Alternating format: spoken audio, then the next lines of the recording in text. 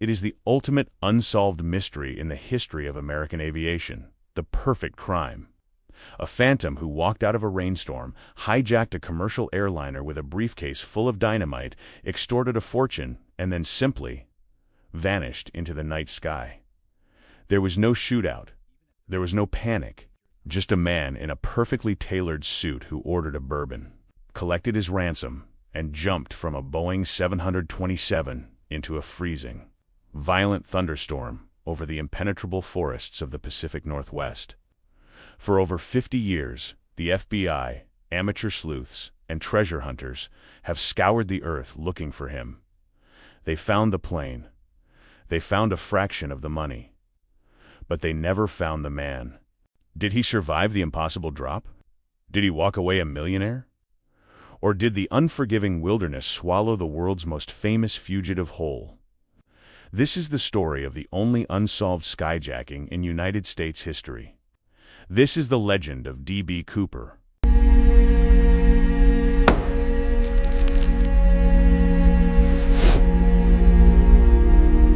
To understand how a man could walk onto a commercial airliner with a bomb, you have to understand the era. The year is 1971, the golden age of aviation, but also the Wild West of the skies. In the late 1960s and early 1970s, skyjacking was practically an epidemic. There were no TSA agents. There were no metal detectors, no X-ray machines, no ID checks. You could walk up to an airline counter, hand over a wad of cash, give them a fake name, and walk straight onto a plane carrying a briefcase full of anything you wanted. Between 1968 and 1972, there were over 130 hijackings in the United States alone. Most of them were politically motivated, individuals demanding to be flown to Cuba. It became so common that airlines practically had a protocol for it. Comply with the demands. Get the passengers on the ground safely and let the authorities handle it. But the man who approached the Northwest Orient Airlines counter in Portland, Oregon on November 24, 1971, didn't want to go to Cuba. He wanted cold, hard cash. It was the day before Thanksgiving, traditionally one of the busiest travel days of the year. The weather in Portland was miserable, heavy rain, low clouds, and a biting chill in the air. A man approached the Northwest Orient ticket counter. He appeared to be in his mid-40s, between 5'10" and 6 feet tall, with a receding hairline and a smooth, calm demeanor. He was dressed flawlessly, a dark business suit, a white button-down shirt, a narrow black tie held in place by a mother-of-pearl tie clip, and a dark raincoat. He carried a black attach case. He paid cash $20 for a one-way ticket on Flight 305 to Seattle, Washington. A short 30-minute hop. He gave his name simply as Dan Cooper. Later, a media miscommunication would dub him D.B. Cooper, and the name would stick forever. But on that rainy Wednesday, he was just another businessman heading home for the holidays. Flight 305 was a Boeing 727-100. It wasn't full that day. Only 36 passengers and 6 crew members were on board. Cooper made his way to the back of the plane and took seat 18C. The moment he sat down, he lit a Raleigh filter-tipped cigarette. He caught the attention of Florence Schaffner, a 23-year-old flight attendant, and politely ordered a bourbon and water. He paid his tab, left her the change, and sat quietly as the plane taxied and took off into the stormy skies. Shortly after takeoff, as Schaffner passed by his row, Cooper reached out and slipped a folded piece of paper into her pocket. Florence Schaffner was used to businessmen slipping her their phone numbers. Thinking this was just another unwanted advance, she dropped the note into her purse without reading it. Cooper leaned over, adjusting his dark sunglasses. His voice was incredibly calm, almost a whisper, but it carried a chilling authority. "Miss," he said softly, "you'd better look at that note." "I have a bomb," Schaffner froze. She retrieved the paper. The exact wording has been lost to history, as Cooper later took the note back, but the message was clear. It said he had a bomb in his briefcase, and he wanted her to sit next to him. Terrified, she complied. She sat in the empty seat beside the quiet man in the suit. She asked to see the bomb. Cooper cracked the briefcase open just enough for her to see inside. 8 red cylinders, what looked like massive sticks of dynamite wired to a large cylindrical battery. He snapped the case shut. He then dictated his demands. He wanted $200,000 in negotiable American currency. That's the equivalent of over $1.4 million today. He demanded it be entirely in $20 bills. He wanted 4 parachutes, 2 primary back chutes, and 2 reserve chest chutes. And he wanted a fuel truck standing by on the tarmac in Seattle to refuel the plane immediately upon landing. He told her to take his demands to the captain. If they were not met, or if they tried any heroics, he would blow the plane out of the sky. Captain William Scott received the news. He immediately contacted Seattle-Tacoma Air Traffic Control, who in turn contacted the local police and the FBI. The president of Northwest Orient Airlines gave the order, "Cooperate completely. Give the man whatever he wants." Back in the cabin, the passengers were entirely oblivious. To prevent panic, Captain Scott announced over the intercom that they would be delaying their arrival in Seattle due to a minor mechanical difficulty. For the next 2 hours, Flight 305 circled above the Puget Sound in a holding pattern. While the passengers read magazines and took naps, a frantic, massive operation was unfolding on the ground. The FBI was scrambling. Gathering $200,000 in $20 bills on the eve of a holiday weekend was no easy task. Agents hit several banks in the Seattle area, pooling the cash from their vaults. To ensure they could track the money later, the FBI utilized a team to microfilm the serial numbers of all 10,000 individual bills. Simultaneously, police were trying to source the parachutes. They couldn't use military parachutes, as they had a different deployment system. They found a local skydiving school that provided the civilian parachutes Cooper demanded. Finally, after 2 agonizing hours of circling in the turbulence, the captain announced they were cleared to land. At 5:39 p.m., Flight 305 touched down at Seattle-Tacoma Airport. Cooper's instructions were precise. The plane was to taxi to an isolated, brightly lit section of the tarmac. All window shades had to be pulled down to prevent police snipers from getting a shot. No vehicles were to approach the plane. The transfer of the money and parachutes was to be handled by a single Northwest Airlines employee. A manager in a raincoat approached the aircraft and handed the heavy canvas knapsack full of cash and the parachutes through the aft stairs to the flight attendant. Once Cooper had the money and the chutes in his possession, he kept his end of the bargain. He allowed all 36 passengers and 2 of the flight attendants to disembark. The passengers walked off the plane, completely unaware they had just been hostages in a bombing situation. But the nightmare wasn't over for the remaining crew.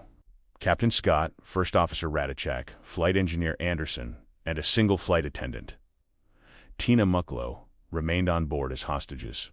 While the fuel trucks pumped thousands of gallons of jet fuel into the aircraft, Cooper outlined his flight plan for the second leg of his journey. And this is where the FBI realized they were not dealing with an amateur. Cooper didn't just want to fly somewhere. He had engineered a highly specific aerodynamic scenario. Cooper demanded they fly to Mexico City. But he didn't just give them a destination. He dictated exactly how the plane was to be flown. The landing gear was to remain deployed. The wing flaps were to be lowered to 15 degrees. The cabin was to remain unpressurized. And most importantly, the plane was not to exceed an altitude of 10,000 feet. And the airspeed was to be kept below 150 knots, the absolute minimum speed required to keep the plane from stalling and falling out of the sky. The pilot informed Cooper that, under those aerodynamic constraints, the plane would burn fuel far too rapidly to reach Mexico City. They negotiated and agreed to make a refueling stop in Reno, Nevada. At 7:40 p.m., the Boeing 727 lifted off again, heading south into a massive, violent storm system. 2 F-106 fighter jets were scrambled from a nearby Air Force base to tail the airliner, one flying above and one below, out of Cooper's line of sight. Once they were airborne, Cooper instructed the last remaining flight attendant, Tina Mucklow, to join the rest of the crew in the cockpit. As she walked away, she turned back one last time. She saw Cooper tying the canvas bag of money tightly around his waist. He was completely alone in the darkened cabin. The cockpit door closed, and the crew was locked inside. The Boeing 727-100 had a unique design feature, an aft air stair, a set of stairs that could be lowered from the belly of the tail section. Cooper had specifically chosen this aircraft because he knew the stairs could be deployed in mid-flight. At approximately 8 p.m., a warning light flashed in the cockpit. The aft air stair had been unlatched. The crew got on the intercom and asked Cooper if he needed assistance. He simply replied, "No." That was the last word anyone ever heard him speak. At 8:13 p.m., the aircraft's tail section pitched upward violently, forcing the pilots to actively trim the controls to bring the plane back to level flight. Something heavy had just left the aircraft. At 10,000 feet, flying through a freezing thunderstorm over the jagged, heavily forested Cascade Mountains, D.B. Cooper walked down the rear stairs and jumped into the abyss. With a $200,000 payload strapped to his chest, wearing a business suit and loafers, he vanished.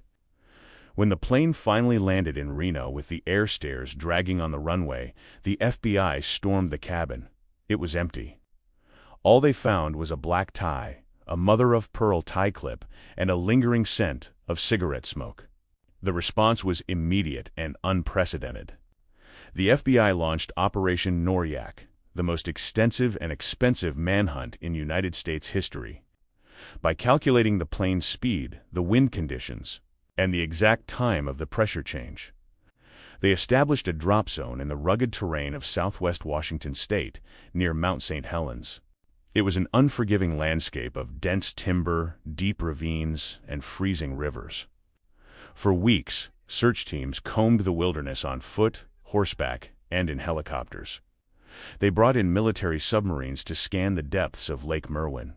They even utilized the SR-71 Blackbird spy plane to photograph the entire flight path. The result? Absolutely nothing. Not a shred of clothing, no parachute canvas, no body, and no money. It was as if the earth had opened up and swallowed him. The FBI interviewed hundreds of people and investigated over 1,000 serious suspects. Profilers theorized that Cooper was an experienced paratrooper, perhaps a military veteran or a smoke jumper. Others argued that no experienced skydiver would jump into a freezing storm wearing a business suit and a parachute that couldn't be steered. They believed the jump was suicidal. One of the leading suspects was Richard Floyd McCoy, a Vietnam veteran, an experienced skydiver who successfully hijacked a plane 5 months later using the exact same modus operandi. But McCoy was ruled out due to an ironclad alibi for the night of the Cooper hijacking. Then there was Sheridan Peterson, a thrill-seeking former Marine who actually worked at Boeing and knew the 727 intimately. Or perhaps it was Robert Rackstraw, an ex-Special Forces pilot with a penchant for criminal schemes. The list went on, but the FBI could never definitively link any of them to the crime. For 9 years, the trail was completely dead.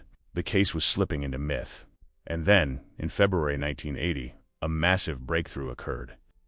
An 8-year-old boy named Brian Ingram was camping with his family on the banks of the Columbia River at a place called Tennebar, northwest of Portland.